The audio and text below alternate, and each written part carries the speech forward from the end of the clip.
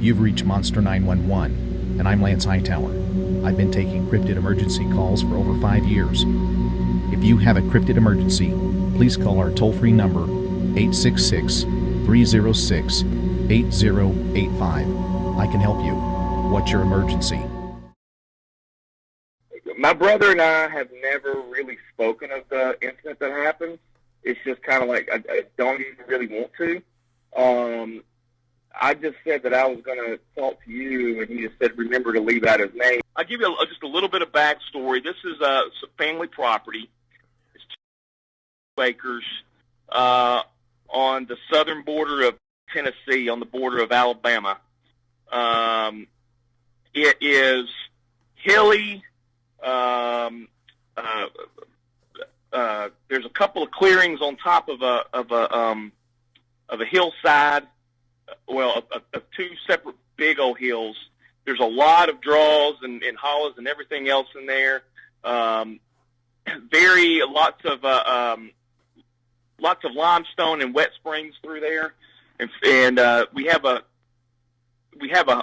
basically a hunting cabin down there. No electricity, no running water or anything like that. We do have a little house that we rent out down there, and it's just a little bitty small thing that it does have electricity and spring water. We use it kind of to the rent for that to pay the taxes on the land. And family for years and years and years. I've been down there since I was a kid. Heck, when I was, at 12 years old, my dad was handing me a 22 and a box of shells, and off I would go. So I know the land like the back of my hand. I've only, when I've ever thought of any type of Bigfoot thingy or whatever you want to call it, I've always thought of it, well, that's just up in the Northwest, in Oregon and Washington and Northern California and stuff. Never even occurred to me. And to be honest, I didn't know if it was real, they were real or not. It was just kind of those, it's a passing interesting thing. This incident happened in 2015, in the fall of 2015, it's like probably early December, I guess, of early 15. And I had been the weekend before with my son. I'm divorced, and my son wanted to go deer hunting with me so bad, and he was 5 at the time, and I took him up there, and we went deer hunting. We got a nice little buck, and the next weekend, it was going to be my brother and myself, and then my cousin is about as experienced as an outdoorsman as you can get. He hunts all year round, everything you can think of, can call in, you name it. I've gone places before where he called in. I mean, I didn't think there was anything around. He'd call in coyotes, and we'd shoot them and all that kind of. I mean, so he's way more of an expert than I am in the woods hunting. Probably 5-6 weeks a year doing something. My brother's just a little bit less than me. We decide on my cousin's never been to my property before, and he's always wanted to go. So we decide to kind of take off work on a Friday early, and in fact, I don't think my brother and I did go to work, and we meet up, and then we head down in his truck to the property. We go in. There's a little small town not far away, and we load up coolers and everything else with ice, and we take the truck back up to the top side where these 2 fields are. It's hard to explain what these fields are like, but there's 2 separate fields, and there is a hollow in between them that's all wooded. These fields are actually kind of wavy. They're at the top of a hillside. They're cleared out. We bush hog it like every 2 to 3 years. You kind of keep the saplings and stuff like that out of it. Mm-hmm. But at this point in time, on the off years, all we do is we bush hog like maybe 20-foot wide paths, in through the field. And so if you're in the field with where the full clearing is, the grass is maybe 4 inches high at most. And then in the field where it's not bush hogged all the way down, you got about 4 foot high of like kind of scrubby grass and briars and just whatever, little saplings and stuff like that kind of go in there. The tree houses where we hunt, it's basically kind of like cheating because we're not out in the elements. Many years ago, we built these we call them tree houses. They're freestanding, but they're about 15 feet in the air. I would say 7 feet by 7 feet by 6 feet high. And we put propane, those little propane bottles in there. And oh, nice. When it's cold, you can heat it up. It's fully enclosed. Nice. It's really, we put snacks and stuff in there so you can eat it. And it's great. And it's got these great little sliding windows in all four sides, so you can slide them open and not make any noises, and then slide it open and take the shot. Sure. We get to the top of the hillside and we unload the truck and we unload all of our gear in each one of the tree houses. And I've got a specific one that I go to. My brother has one that's closer to me, and Jacob's is on a field by itself. And we get back in over to where Jacob's treehouse is. Let him climb up there, kind of look and get the lay of the land. It's starting to get a little dusky dark, and so what we do is, we've had good luck doing this in the past. What we do is we leave our truck up at the top, and then we hike back to the cabin. And the reason we do that is, in the past, when we've driven up in the early morning and then gotten to the tree houses, you've made so much noise driving up there that you scare anything away or whatever. So what we do is we walk back. We left the truck up, and we walked back. It's about a 35, 40-minute hike back through a couple little hollows, and you got to go down what we call an old logging trail, and it's kind of a washed-out trail on the side of this hill. Get down to the cabin, have a good night. We eat and have a good time, everything like that. In the morning, the reason I tell you that is because this is what happens. In the morning time, we usually wake up about 3, and then we set out about 3:30. We want to get to our cabins or our tree houses an hour, several hours before the sun starts coming up, so you can kind of acclimate yourself to the area, and you're not making any noises coming through. So it's dark. We've got our guns, and we got flashlights, and we're walking back up the trail. And this is when we first noticed something a little different about the trail. 3 trees about the size of a baseball bat have been split over, I want to say 4 to 5 feet up from the base, and then over that pass, and 2 to the left and 1 to the right, and or split from the right, but all 3 of them are crossing the path. And we kind of made a comment. We didn't know if there was any storms or anything that happened that night. We don't, none of us remember anything, and that was the only anomaly we saw. Remind me to tell you about the animal noises later. Okay, sure.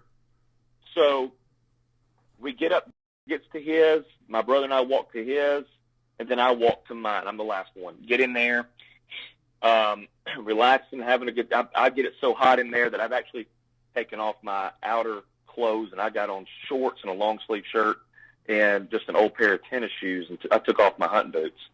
And I'm kind of settling in. We have walkie-talkies to be able to communicate between all 3 tree houses. And so whenever you see deer moving and stuff like that, you can kind of tell the other people where they're going and whatnot. And so what happened was, when it starts kind of getting that twilight, that kind of blue little mist and haze, is when I open my window and I start really scanning the terrain, just to kind of get your idea of what's there and what's not there. And, when you're scanning back and forth, if there's any changes, you know how that kind of goes when you're exactly. When you're out hunting. Sure. My brother said that he radioed over that he saw some deer movement. Not long after he radioed over, I saw, from looking out from one of my windows at about 11 o'clock from me, coming out of this draw into from the woods into the field, and it's kind of coming slightly uphill, are these 3 doe that kind of come out. But they looked a little strange and funny because they didn't just kind of do that. Are you a hunter at all? Oh, absolutely. We go every year. Yeah, we go a couple times. Perfect. Okay, so you know what I'm talking about when deer step out and they kind of just poke their head out in a field, and then they kind of look around and they creep out, or they'll walk a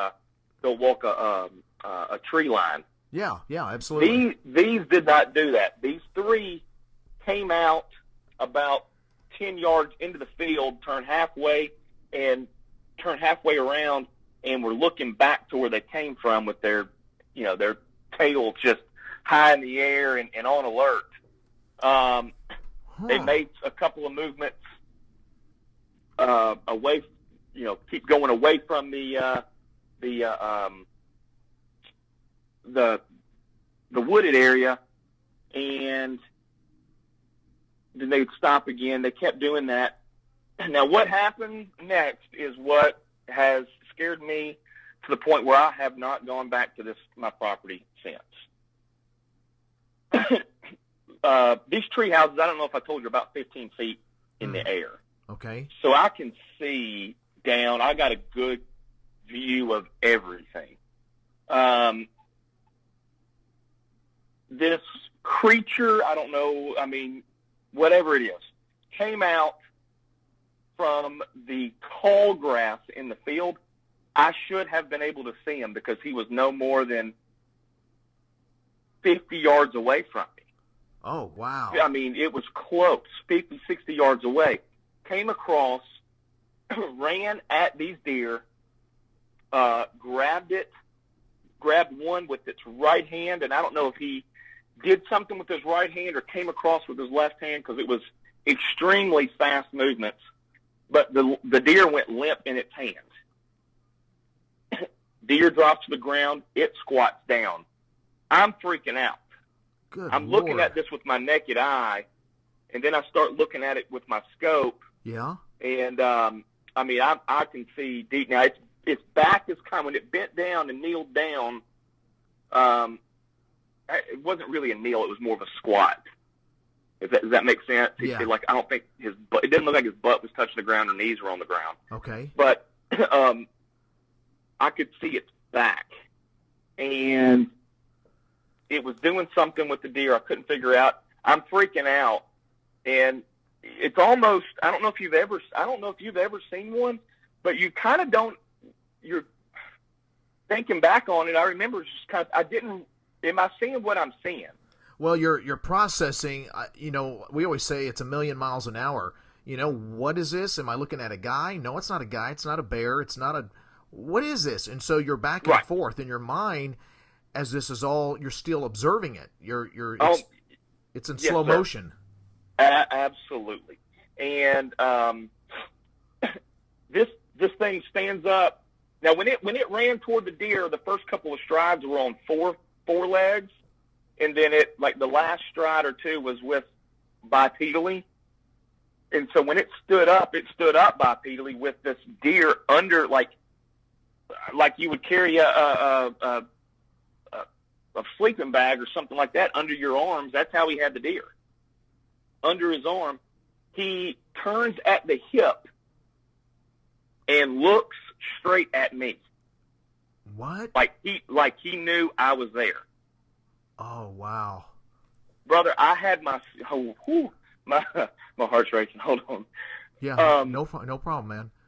I was scoped in. I was going kind of back and forth between scope and naked eye. Right. And the reason is because it was so close that any your movements with the scope kind of can get you off target when it's that close. Oh, right. And I was scoped in, brother. I can tell you details about its face. Well, go into that. So you had it on? Oh, What man. was it like on 10 power? What do you have your scope on? You know, that I don't know because I'm not an expert with scopes. Okay. I could go back and check my. Well, at 50, 60, 70 yards, I mean, even 10 power or less, that's close. You're looking at its face. Yes. I mean, I could see everything. It's not an expensive scope. It's about probably a $150 scope on a Remington 30-06 bolt action rifle. Go into the details of what you saw then. Okay. Just recently, I've gone in and tried, and I've started doing a little bit of research, and that's kind of how I came across you guys. And almost all the pictures I see have got it wrong, or the drawings or whatever. From what I saw, the face around or the skin around the face was it had hair all over the face, but around its cheekbones, it was not as hairy. It was kind of like intersparsed hair. The hair on its body, I would call it hair, not fur, because it looked more like hair, and it was kind of a deep, dark brown, auburnish color. Okay. Long hair, I would say probably 3-4 inches long hair all over its body. All the ones that I see on the pictures I see, it shows like kind of a giant cone head. Yeah. This did not have a cone head at all. It was, I mean, not that, or a big like brow and forehead. That the forehead wasn't that kind of exposed forehead halfway up the cone head that I've seen in pictures of people drawing. The eyes were humongous, set back a little bit, and they.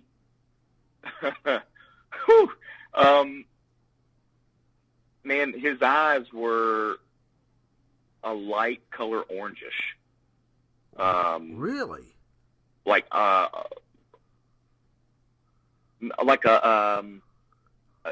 I don't know what's the. Would you call it an amber? An amber color or? Yeah, that might describe it. It was more like a darker yellow to light orange. Really? I don't know how you would want to. Yeah, I mean, it was, but and it had big giant pupils. The eyes were big on this thing. The pictures I've seen that it shows of some of these things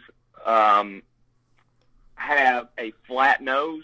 Right. This had I mean, you could see the bridge of a nose going all the way. Now, it was flatter than a human's bridge of their nose, but you could definitely see the bridge of their nose coming down, going into two nostrils. I could see the nostrils flaring. I saw the temperature outside. I don't know exactly what it was. I know that morning it was in the mid to high 20s. So at this time, I don't know exactly what it was, but I could see steam coming from its mouth as it's breathing. Its lips were furled up, and they were. I don't know if they were quivering. He was just moving them, but they kept furling up, and I could see his teeth, and he had flat teeth. His teeth were flat. I didn't see. I see some drawings and stuff, and people have drawn these big, giant, long canines. I did not see that. Now, that doesn't mean that there wasn't there. I just don't remember seeing any large canines. So would you say the nose would be like aboriginal? You know how it's a flat, large nostril type of where there's a bridge of a nose?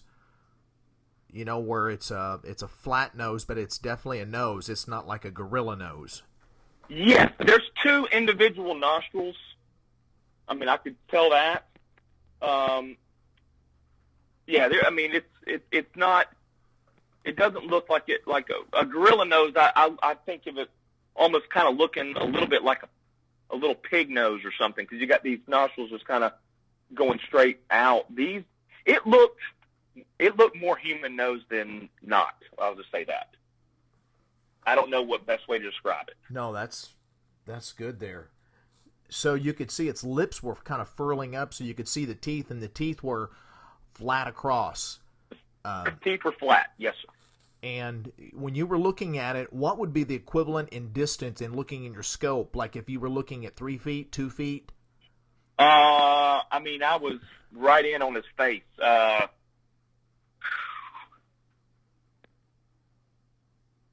I get my uncle to sight my sight my scope in and at 100 yards, usually every year. So I never really mess with a scope. I'm not a scope expert. I don't know how to click it and do all that different stuff and whatnot. So if you didn't have the scope and say you were standing right to it, looking at the same distance, would you say that if you were right up to it, looking at it, as you know, 3-4 feet away.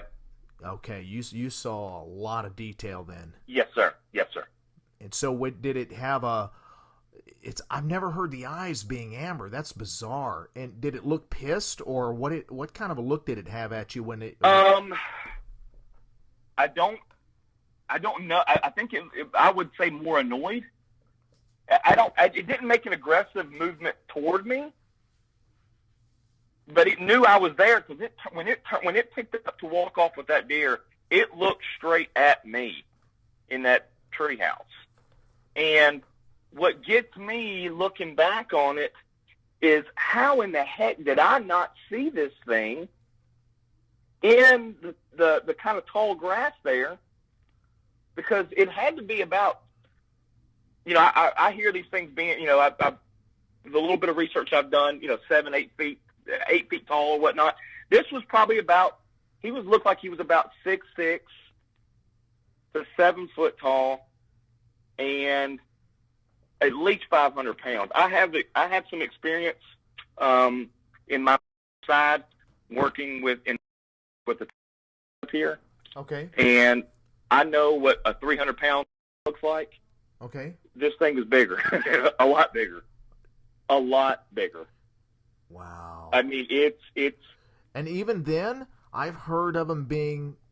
We talked to a guy down in Daisy, Oklahoma, that saw one at 25 feet and said this one had to go 1,000 pounds. Oh my goodness. Yeah, and this one was the tallest one I've heard at around 11 feet to 12. It was around 11 and a half feet.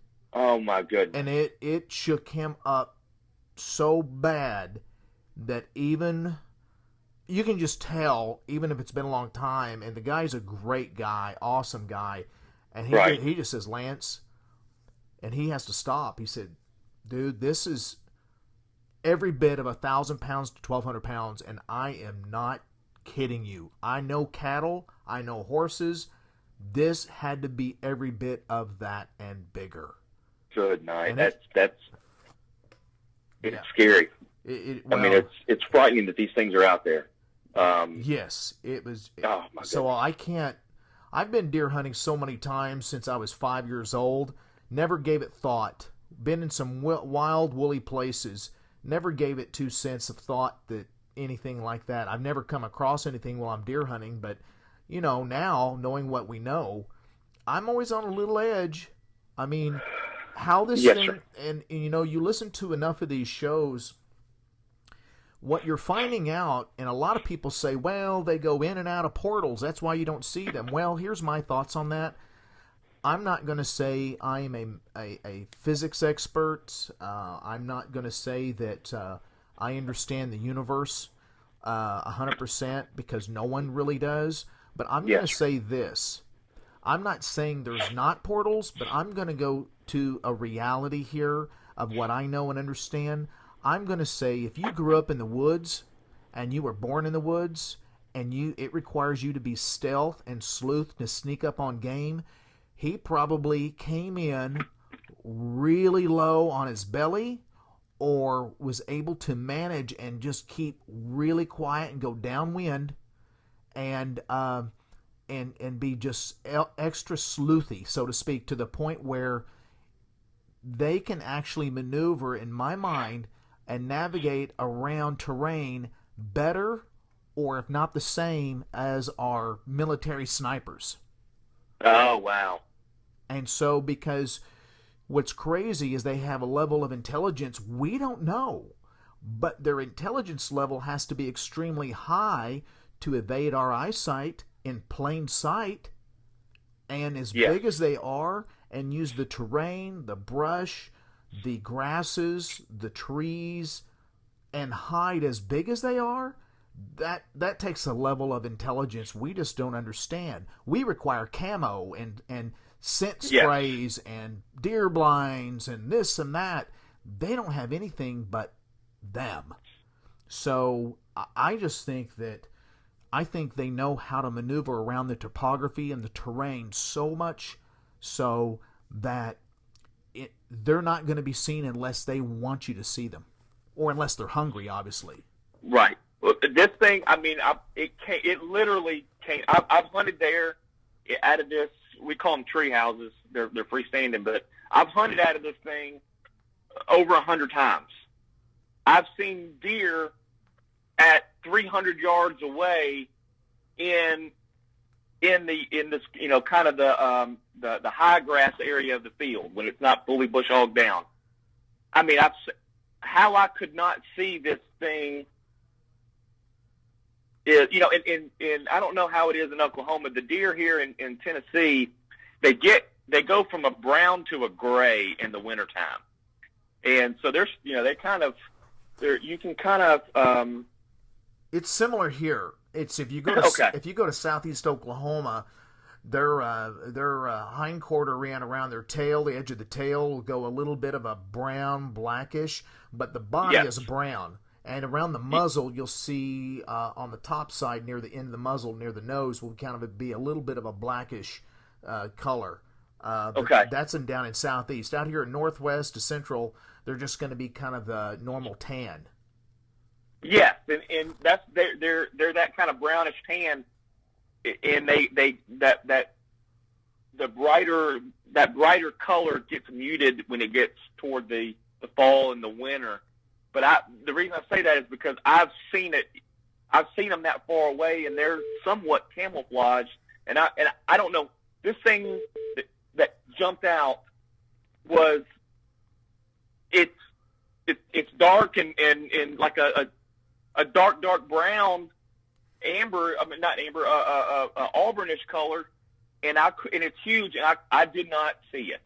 And I've been in there. I was scanning back and forth, thinking if I saw anything different. I mean, I did not see it, and it was that close.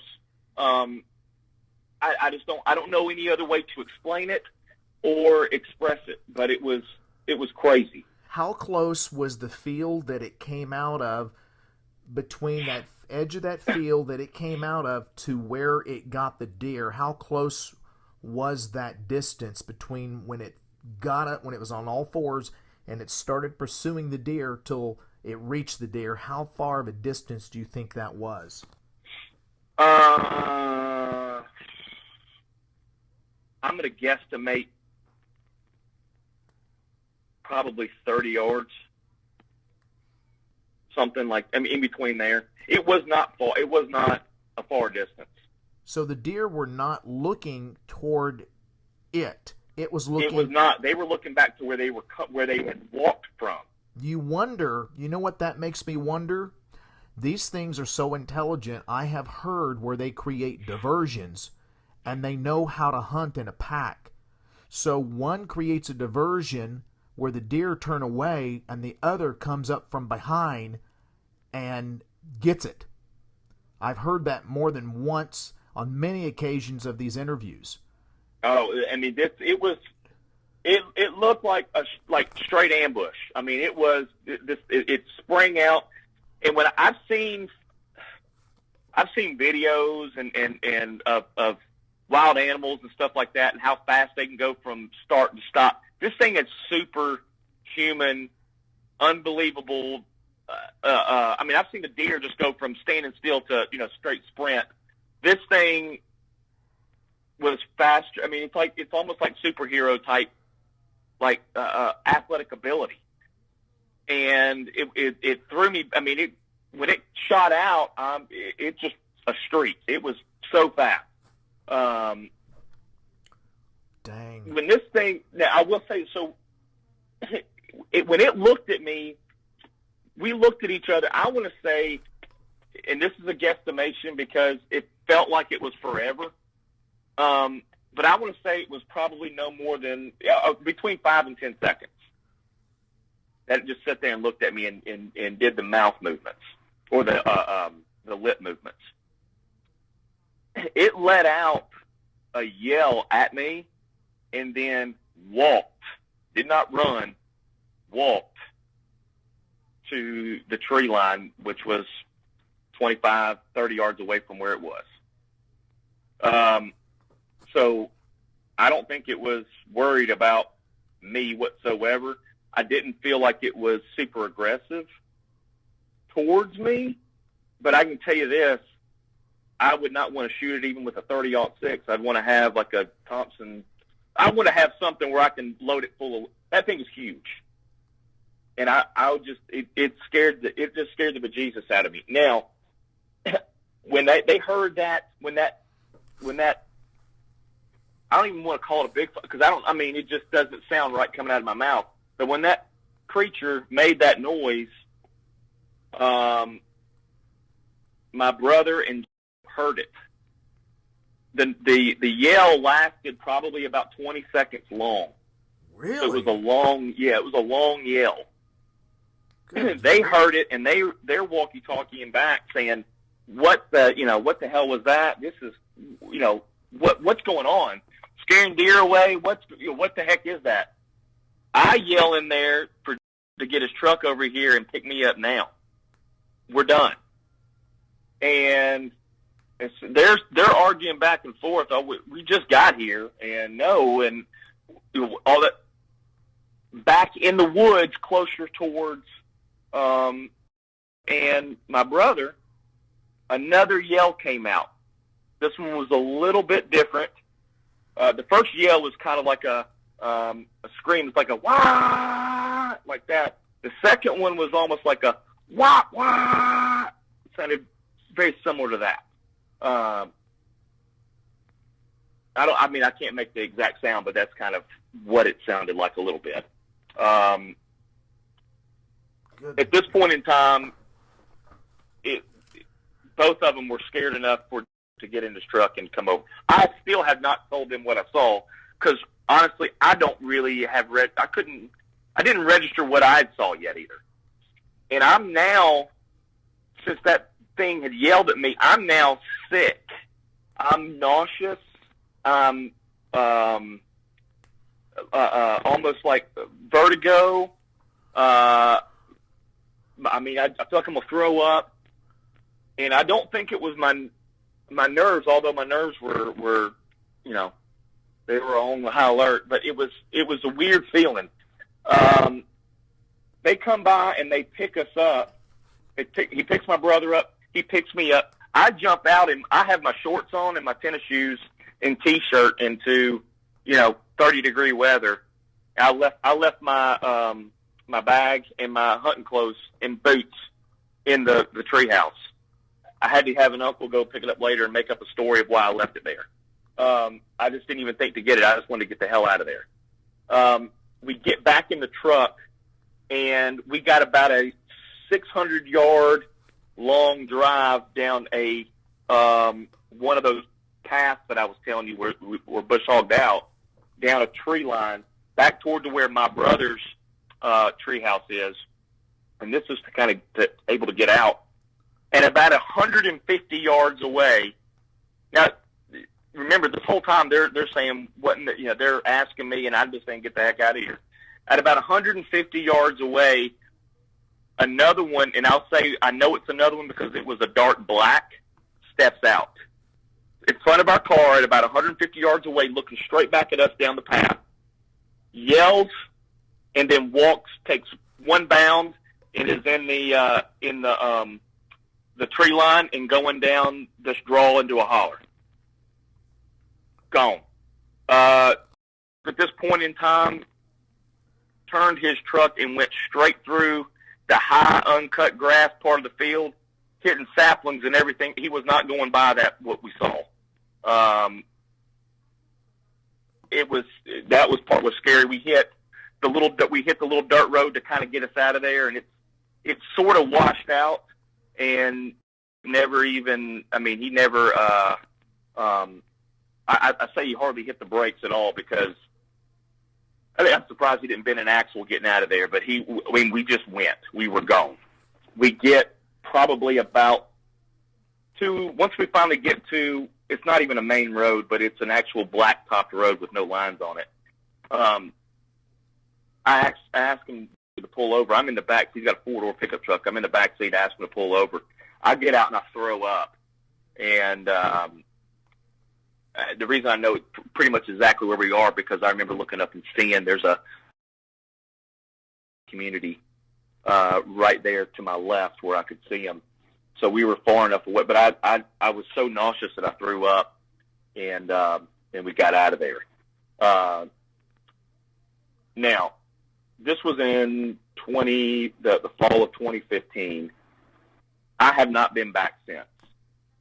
This past summer of 2017, my brother and I went to Cincinnati Zoo. We took my kid, he's got 3 boys, and my parents went with us. We kind of had a little family vacation in the summer. And we went by the gorilla exhibit. Now, remind you that we have not spoken of this at all. My brother and I, it's just kind of, we don't want to talk about it. So you never went into the details of like you're going with me right now? I have never gone into the details like I'm going with you with my brother. No. I told him that what I told him is I saw one, and I saw another one, and that's pretty much it. Okay. We went by the silverback gorilla enclosure, and we were standing. We just happened to be standing next to each other, and I just noticed after a while that we're just staring at this gorilla and not really. And I looked over at him and I said, "It's not even close as big." And he just kind of shook his head. Yeah, I mean, that's how big this thing was. Dang. And I don't know what the size of a silverback gorilla is. I just know they're pretty large. It made it look small. Silverback gorillas can get somewhere around 350, somewhere 300 pounds, all the way up to about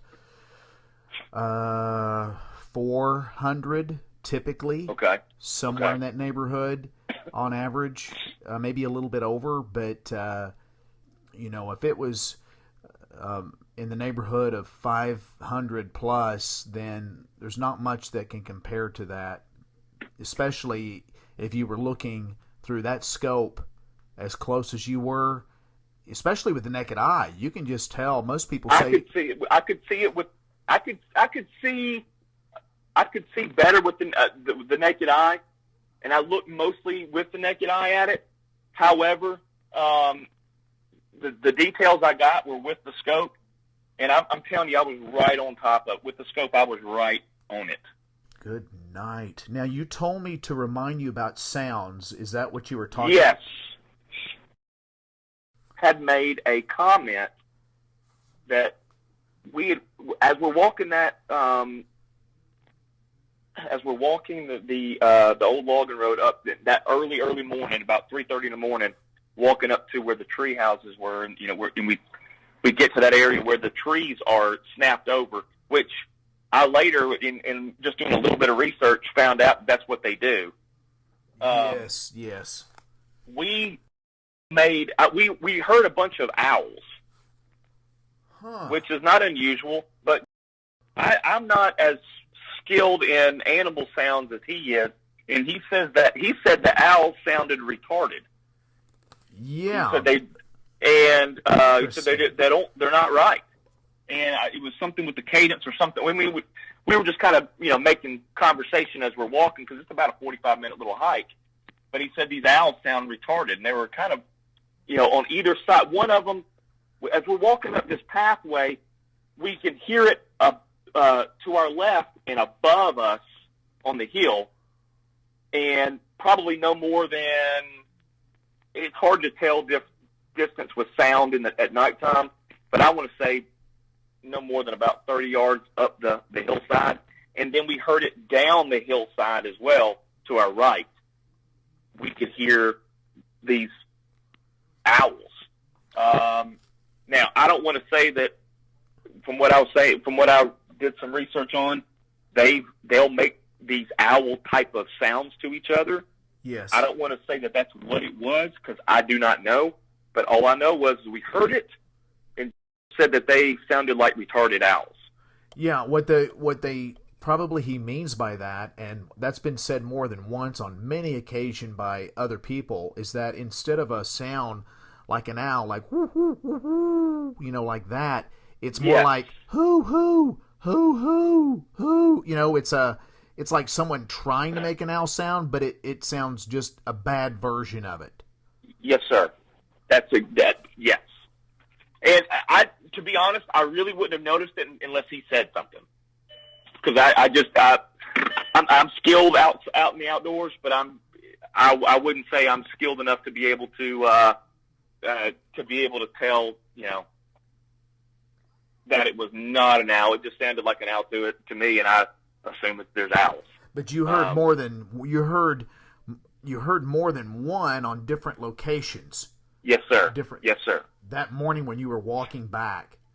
When we were walking up to the tree houses, yes, sir. Okay. I heard them. We heard some to the left, up the hillside, and to the right, down the hillside. Wow! Holy cow! So again, could you go into the detail of how it approached? It was on how it got this deer, and the deer were facing the woods, so their attention was focused on the woods. This thing came from behind, out of this high grasses, and it was on all fours. Then just before it got to it, did it pick it up, or did it just instantly grab it around the back of the neck? So it didn't get it directly from behind. The deer took off from a standstill, looking back into the looking back from where they came. And then they took off from about 11 o'clock to 4 o'clock from where I was looking. So they were kind of coming toward me a little bit, from my left to my right. That's when this thing jumped out, and I mean, like literally 4 strides, I guess, and caught it by the neck with its right. I remember seeing it catching it by the neck with its right hand. I don't remember seeing it. I don't think it wrapped its arm around. I think it just kind of grabbed it with its hand. And I couldn't see what the left hand did. I saw the left hand come around. So I don't know if he did something and snapped it with his hand or arm, or if he came across with the left arm and broke its neck. I don't know. But the deer went immediately limp. It wasn't, you know, when you shoot, I've shot a deer many, many times through the heart, through the, I mean, you see them, you'll kick a little bit, they'll raise up, the back legs will move, but this one went just limp. Oh man, it sounds like the neck was instantly broke. Yes, sir. That's what I'm thinking that it happened, and you know, and as I've replayed it in my mind since then, is he had to have just broken the neck somehow. I don't know exactly how. I didn't see that, but I saw that I did see that it grabbed it with its right hand. And then it just put it underneath its right, picked it up kind of like like you would a sleeping bag, just under your arm. Under the right side? Under the right side, yes, sir. Then that's when it was kind of squatted down, then it kind of stood up, and then it looked at you, and then it looked straight at me. It turned a little bit and then turned at the hip. It did not turn. It did not turn its neck. It turned at the hip, and it looked. I mean, literally looked right at me. I will say that it looked comfortable on its feet when it was walking away, but it did not have a. And I don't know, to be honest, I don't know why I thought about this, but it's just something that stood out. Yeah. I remember, you know, kind of replaying it in my mind that the knees were always slightly bent. It never locked its knees out. Mm-hmm. Does that make sense? Yes, it does. Makes total sense. it never locked its knees out, and I don't remember thinking that at all at the time. I just remember, as I'm playing everything back in my head, really trying to contemplate: is this a man? What is this somebody? I don't know. I mean, whatever. I mean, it didn't walk like a person walks. Its knees were never locked when you walk, never straight leg. It was almost kind of chest leaning over the knees and walking. Okay. Does that make sense? Yes. Am I explaining it okay? Yes, you are. I've never, sometimes you see drawings of these squatches standing straight up, but earlier I gave you an example of a gentleman that called in, and he said the Bigfoot he saw that walked in front of him was over 1,000 pounds, and he saw it at 25 feet. I mean, it was incredibly massive. Oh my goodness. And he said that its walking was faster than what he could run. It was coming. Oh, yeah. It was coming at an angle. He was at a yoke in the road, a dirt road, and there was a county road sign, ironically, right in the middle of that yoke, that Y. And we went out there and we physically measured it. And he said, I don't know why. He said, it was early in the morning. He was going to put a deer feeder out, and he happened to beat his son-in-law. So he was just taking his time, and it was just a really nice early fall morning. So he had the windows down. It was about 5 a.m. And so it was just getting light, and he saw something out of his left of the headlights. So he had a quad bike trailer and everything on the back. So he slowed down. He wasn't going fast. He was taking his time. He was about a quarter mile to his property. And so he just came to a stop right before that yoke. And it came at an angle, crossed in front of him, like going from 10 o'clock to 4 o'clock. And it happened to cross in front of that county road sign. And he says, I was fixated on that sign, and when it crossed in front of that sign, it was at its shoulder. And then it went right, it never looked at him. He said when he saw it, he thought it was a deer. The headlights were actually on its legs, and he started looking up, and as he looked up, he had to bend his head down because he was close. He saw that it was a creature. He said, I saw the head. I saw it, and he said its knees were bent. Its upper body was moving forward, and it was moving with intent and purpose, like it was on a mission. He said it was walking, but the walk and the stride, he could run it. He's a pretty agile guy. He said, my running would not have kept up with this thing walking. He said it moved with purpose, and he said, Lance, I saw it. He goes, my window, shotgun passenger side window was down, and I saw it go through some grass about 4 and 5 feet tall, and I know there is a 4 to 5 strand barbed wire fence on 2 places, and I never saw it break its stride. It just stepped right over it and moved like how. Oh my goodness. He said I don't know. It's like it just blended right in with the fence. He said I could see it moving, and it just, in no time, it was gone. So we went out there and measured that county road sign, and that county road sign was right at about 10 feet. And he said that was at his shoulder. My goodness. Yeah. I'm telling you, I would have never believed these things really existed. And the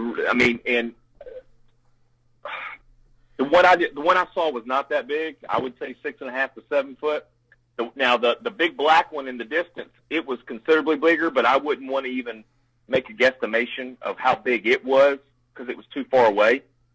But it looked bigger.